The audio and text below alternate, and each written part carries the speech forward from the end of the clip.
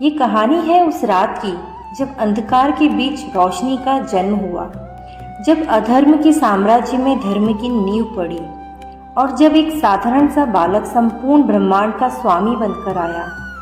जब मथुरा शहर एक भयंकर तूफान से जूझ रहा था, उस रात यमुना नदी ने रौद्र रूप धारण कर लिया और गरजती हुई बिजली से भरी हुई उस रात राजा कंस के कारागार में एक बच्चे का जन्म हुआ। ऊंची ऊंची लहरों और भारी बारिश के बीच उनके पिता अपने नवजात बेटे को टोकरी में लेकर अपने सर के ऊपर उठाकर बिना रुके आगे बढ़ रहे थे। उनके साथ एक ऐसी दैवी शक्ति थी जिससे यमुना का प्रवाह भी उन्हें रोक न सका। एक भी लहर उनके सिर तक नहीं पहुंच पा रही थी। बारिश की एक भी बूंद उनके ऊपर नहीं गिर रही थी, क्योंकि स्वयं शेषनाग पूरे रास्ते उनकी रक्षा कर रहे थे। जब वह यमुना नदी पार करके अपने मित्र नंद के घर पहुँचे तो उन्होंने उस नन्हे से बालक को उन्हें सौंप दिया और इस तरह भगवान श्री कृष्ण गोकुल पधारे। ये वो ही दिन था जिसे हम जन्माष्टमी के रूप में मनाते हैं। इस पर्व पर श्री कृष्ण के सभी अलग अलग रूपों और नामों की पूजा की जाती है। लेकिन क्या आप जानते हैं कि भगवान कृष्ण के इन अलग अलग नामों से कई कहानियाँ और अनकहे रहस्य जुड़े हुए हैं। कहते हैं श्री कृष्ण की बांसुरी की ध्वनि में प्रेम व्याप्त था। वो जब भी बांसुरी बजाते तो समस्त संसार उस ध्वनि से मंत्रमुग्ध हो जाता था। लेकिन उनकी बांसुरी बनी कैसे, इसके पीछे भी एक कहानी है। एक दिन जब श्री कृष्ण गैया चराने गए तब उन्हें महसूस हुआ कि उन्हें बांसुरी की जरूरत है। वह अपने बगीचे में गए और कुछ सामग्री ढूंढने लगे जिससे कि बांसुरी बन सके, पर उन्हें कुछ समझ नहीं आया। तब उन्हें बगीचे में एक बांस का पेड़ दिखा।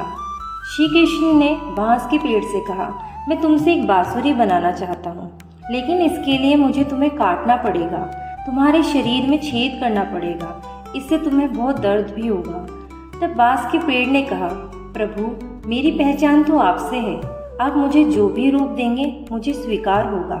श्री कृष्ण ने वो बांसुरी अपने हाथों से बनाई और उस बांसुरी में अपनी प्राण शक्ति फूंक दी। जब पहली बार उस बांसुरी से दिव्य ध्वनि निकली, वह आवाज़ इतनी मधुर थी कि केवल गोपियों को ही नहीं बल्कि प्रकृति के कण कण को उसका असर महसूस हुआ। उनकी यही सुरीली ध्वनि के कारण हम उन्हें मुरली मनोहर और बंसी बजैया के नाम से पुकारते हैं। कहते हैं श्री कृष्ण अपनी बांसुरी हमेशा अपने पास रखते थे।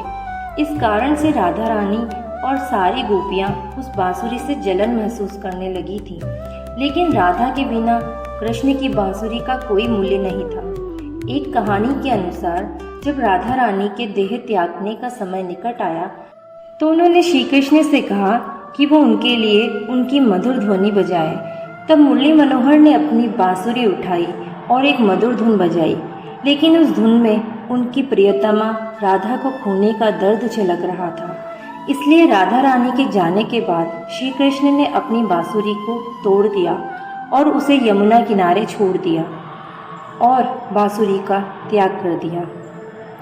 कहा जाता है कि कृष्ण और राधा का प्रेम एक ऐसा प्रेम है जिसे आज तक कोई समझ नहीं सका।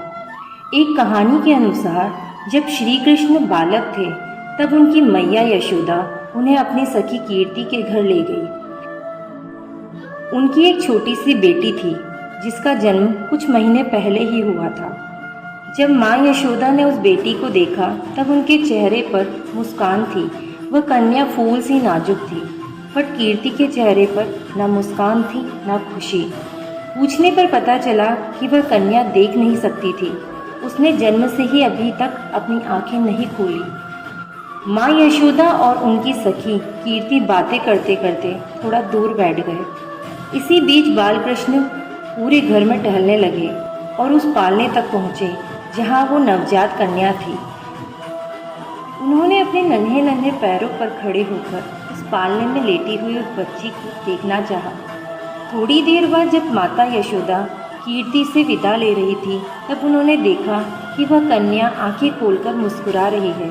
यह कन्या कोई और नहीं बल्कि श्री कृष्ण की राधा रानी ही थी, जिसने अपनी आंखें सिर्फ तभी खोली जब उन्होंने श्री कृष्ण को देखा। जब राधा ने पहली बार कृष्ण को देखा वह श्री कृष्ण की छवि में खो गई। उसी पल से श्री कृष्ण उनके दिलो दिमाग से कभी अलग नहीं हुए। उनकी नज़रों में सिर्फ कृष्ण उनके थे और राधा जी कृष्ण को अथाह प्रेम करने लगी। एक दूसरे के बिना वे अधूरे थे, इसीलिए राधा रानी और श्री कृष्ण का नाम हमेशा साथ में लिया जाता है। राधा और कृष्ण नहीं, बल्कि राधा कृष्ण। राधा के बिना कृष्ण अधूरे और कृष्ण के बिना राधा। जय श्री राधा कृष्ण।